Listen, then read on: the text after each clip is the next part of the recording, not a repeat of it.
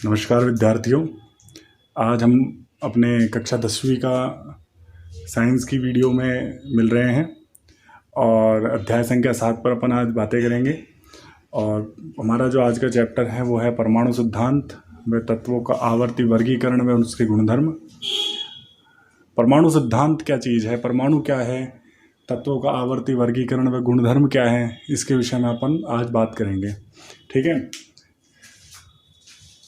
Friends, पढ़ते हैं। आज अपन जानते हैं कि कहाँ से परमाणु शब्द आया है, इसके इतिहास के बारे में थोड़ी सी बातें करेंगे। ठीक है, देखो सर्वप्रथम महर्षि कणाद, महर्षि नाम आया हुआ है तो आप इतना तो स्पष्ट होता है कि कोई विदेशी व्यक्ति नहीं है, ये हमारे भारत के कोई ऋषि हैं जिनका नाम भी असली नहीं पता है किसी को भी। लेकिन इन्होंने क्या है कि कण के बारे में खोज की थी। इन्होंने बताया कि सभी पदार्थ कण से मिलकर बने होते हैं, इसीलिए इनको लोगों ने ही नाम दे दिया कणाद। और आपको मैं इतना जानकारी देना चाहता हूँ कि सर्वप्रथम हमारे भारत में ही परमाणु के बारे में बात हो चुकी है, चाहे उसको कण के रूप में ही प्रदर्शित किया गया है, लेकिन हमारे भारत में सबसे पहले कण के बारे में बात हो चुकी है। अच्छा, उसके बाद कई वैज्ञानिक आते हैं जैसे डेमोक्रेटिस है, ल्यूसिफस है। इन्होंने परमाणु को अविभाज्य कण माना है, अविभाज्य कण माना है और इसे शब्द दिया है एटम। एटम शब्द का मतलब होता है न काटे जा सकने वाला, जिसको काट नहीं सकते हैं उसे अपन क्या बोलते हैं, एटम बोलते हैं। और ये अविभाज्य कण होता है। अविभाज्य यानी जिसको और अधिक तोड़ा नहीं जा सकता है। परंतु हम इसी पार्ट में जब आगे बात करेंगे तो पता चलेगा कि परमाणु के अंदर भी कुछ सूक्ष्म पदार्थ होते हैं, कुछ सूक्ष्म अवयव होते हैं, जैसे कि इलेक्ट्रॉन, प्रोटॉन, न्यूट्रॉन, ये पाए जाते हैं और जो कि परमाणु की संरचना को निर्मित करते हैं। ठीक है, फिलहाल अपन पढ़ रहे हैं कि परमाणु कैसा कण है, अविभाज्य कण है और जिसे क्या कहा गया, एटम है। और एटम का मतलब होता है न काटे जा सकने वाला। ठीक है, अच्छा, इसके बाद परमाणु के बारे में अनेक वैज्ञानिक आते हैं और अपना अपना मत प्रस्तुत करते हैं और वो अपने अपने द्वारा परमाणु को समझाने का प्रयास करते हैं। कुछ वैज्ञानिकों ने गलती भी की है, सीधी सी बात है। पहले के ज़माने में या उस समय जब उन्होंने खोज की थी, सन 1808 में सबसे पहले डाल्टन नाम के वैज्ञानिक आए थे। अब 1808 और 2020 की अगर अपन तुलना करें तो आज हमारे पास अधिक साधन है, तो हमारा जो प्रयोग होगा वो अधिक सफल हो पाएगा। लेकिन पहले के ज़माने में ये चीज़ें नहीं थी, तो इसीलिए कुछ उनसे गलतियां भी हुई हैं। लेकिन उन्होंने हमारा जो मार्ग है वो सीधा कर दिया है और हमको एक नई दिशा दी है। इस क्षेत्र में कार्य करने पर बल मिलता है। सन 1808 में डाल्टन ने परमाणु का सिद्धांत दिया था, सन 1808 में। ठीक है, कौन सा सिद्धांत दिया था? इन्होंने परमाणु का सिद्धांत दिया था, मॉडल नहीं दिया था, इन्होंने सिद्धांत दिया था। इनके अनुसार परमाणु छोटे छोटे कणों से मिलकर बना होता है।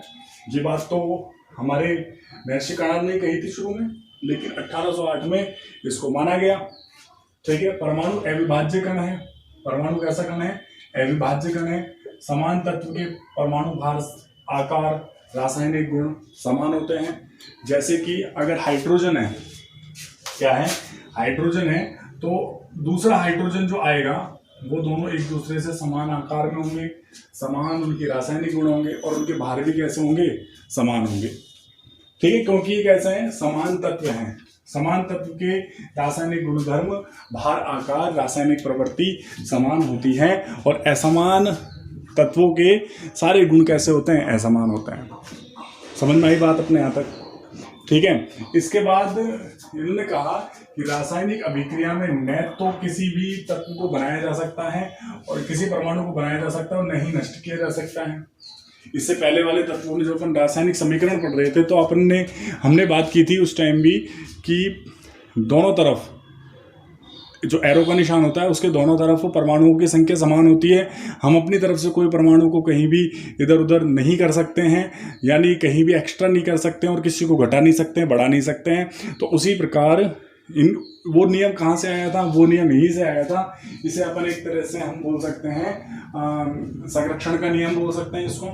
रासायनिक अभिक्रिया में न तो कोई परमाणु बनता है और न ही उसको क्या किया जा सकता है, नष्ट किया जा सकता है। इसके बाद और वैज्ञानिक भी आते हैं जिनका नाम है थॉमसन का परमाणु मॉडल। डाल्टन ने बहुत अच्छे तरीके से हमको परमाणु के बारे में समझाया और ये सर्वमान्य मत है। ऐसा माना जाता है कि ऐसा कहा भी जाता है कि परमाणु की जो खोज है वो डाल्टन ने की है। जबकि परमाणु की खोज तो बहुत वर्षों पहले ही हमारे महर्षि कणाद ने कर दी थी। ठीक है।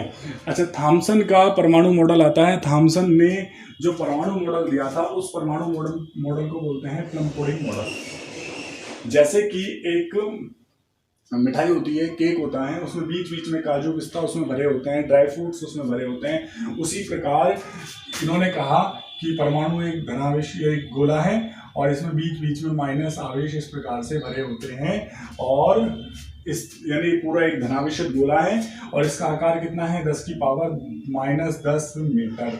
ये इसका आकार है, माइनस में है तो आप समझ सकते हैं कितना सूक्ष्म होगा ये। और इसमें माइनस जो होते हैं वो इस प्रकार से भरे रहते हैं जैसे कि किसी केक में काजू पिस्ता भरे होते हैं, जैसे कि तरबूज में बीज धसे होते हैं ना, उसी प्रकार माइनस आवेश इसमें होता है। जबकि ये जो थ्योरी थी इनकी, ये जो सिद्धांत था वो पूरी तरह से क्या था, गलत था। इसमें समान मात्रा में इलेक्ट्रॉन वितरित होते हैं। इस मॉडल को प्लम पुडिंग मॉडल कहते हैं। पेपर की दृष्टि से ये आपको याद रखना है कि इनके मॉडल को क्या कहते हैं। इनकी कमी क्या रही है? इनकी कमी ये रही है, पहली बात तो ये जो इन्होंने सिद्धांत दिया था ये बिल्कुल गलत है। ये मॉडल रदरफोर्ड के नियम को नहीं समझा पाया है। अब बात ये करते हैं कि रदरफोर्ड का नियम क्या है। 9th क्लास में आपने रदरफोर्ड का नियम पढ़ा ही होगा। अगर आपको उस समय समझ में नहीं आया है तो इस समय हम और समझने का इसको प्रयास करते हैं। रदरफोर्ड नाम के वैज्ञानिक ने क्या किया था, अल्फा कण लिए। अल्फा कण जो होते हैं ये हीलियम के धनावेश होते हैं। क्या होते हैं?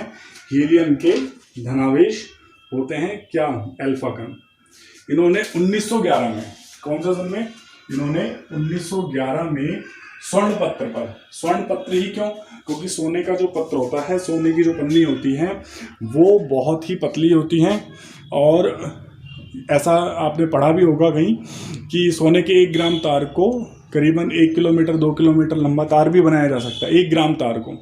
तो सोच सकते हैं आप सोने की पन्नी कितनी पतली होगी। तो सोने की पन्नी पर उन्होंने अल्फा कणों की बौछार की, तो बहुत सारे जो अल्फा कण उन्होंने बौछार किए तो सारे तो सीधे निकल गए, लेकिन एक अल्फा कण जो बीच में गया तो वो टकराकर वापस आ गया। अब रदरफोर्ड जो थे वो बड़े इसमें आश्चर्यचकित हो गए कि एक अल्फा कण ये वापस कैसे आ गया। अल्फा कण जो था वो एज ए एक गोली या बम्ब, और जो स्वर्ण पत्र था एज ए टिश्यू पेपर। तो आप सोच सकते हैं कि मुझे अगर कोई गोली मार रहा है, किसी को कोई गोली मार रहा है, तो उसको हम क्या कागज से रोक सकते हैं? नहीं रोक सकते। वैसे ही अल्फा कण जो था वो जब स्वर्ण पत्र पर टकराया तो वो एक स्वर्ण पत्र यानी एक अल्फा कण कैसे टकरा कर वापस आ गया। ये तो वही बात हुई जैसे कि एक गोली कागज से टकराकर वापस बंदूक की ओर चली जाती है। क्यों ऐसा क्यों हुआ? क्योंकि बीचों बीच धनावेश होता है। बीचों बीच कौन सा आवेश होता है? धनावेश। और बीचों बीच कौन है? नाभिक है। और जब अल्फा कण जो धनावेश होते हैं वो धनावेश से टकराएगा तो इनमें क्या हो जाएगा? प्रतिकर्षण हो जाएगा। क्या हो जाएगा? इनके मध्य प्रतिकर्षण हो जाएगा। और इस प्रतिकर्षण के कारण ही वो अपनी विपरीत दिशा में लौट जाता है। इससे सिद्ध होता है कि रदरफोर्ड ये कहते हैं कि परमाणु के बीचों बीच धनावेश होता है और इस धनावेश के कारण ही परमाणु अपने अस्तित्व को बनाए रखता है। और इस धनावेश के चारों तरफ ऋणावेश होता है और धनावेश और ऋणावेश एक दूसरे में आपस में संतुलन बनाए हुए रहते हैं। लेकिन रदरफोर्ड का जो नियम था वो बहुत अच्छे तक सिद्ध भी रहा, लेकिन इनसे भी कुछ कमियां हो गई हैं, इनसे कुछ गलतियां हुई हैं। ठीक है। इन्होंने जो बोला था, इनके अनुसार परमाणु का संपूर्ण धनावेश तथा द्रव्यमान उसके मध्य में नाभिक में केंद्रित होता है। तो हम कह सकते हैं कि परमाणु के नाभिक की जो खोज थी वो रदरफोर्ड नाम के वैज्ञानिक ने की थी। परमाणु का अधिकांश भाग रिक्त होता है और चारों तरफ इलेक्ट्रॉन इसमें चक्कर लगाते हुए रहते हैं। ठीक है। तो कितना बढ़िया इन्होंने समझाया अपने इस प्रयोग के द्वारा। इसलिए रदरफोर्ड का जो प्रयोग था सबसे ज़्यादा फेमस था, सबसे ज़्यादा प्रसिद्धि प्राप्त करने वाला था। परमाणु विद्युत का उदासीन होता है, अतः निश्चित रूप से इसमें जितने इलेक्ट्रॉन होते हैं उतनी ही संख्या में इसमें प्रोटॉन होते हैं। समझ में आई ये बात? आपकी ये लाइन आपको समझाने का प्रयास करता हूँ। जैसे कि मैंने बोला कि कार्बन का नंबर 6 है, इसका मतलब कार्बन में 6 प्रोटॉन है, तो कार्बन में अधिकतर इलेक्ट्रॉन की संख्या भी 6 होती है। तो यानी प्लस आवेश भी इसमें 6 है और माइनस आवेश भी इसमें 6 है, तो दोनों एक दूसरे को निरावेशित कर देते हैं और ये एक तरह से क्या होते हैं? विद्युत के उदासीन हो जाते हैं। रदरफोर्ड ने इतना बेहतरीन काम करने के बाद भी कुछ कमियां रह गई हैं।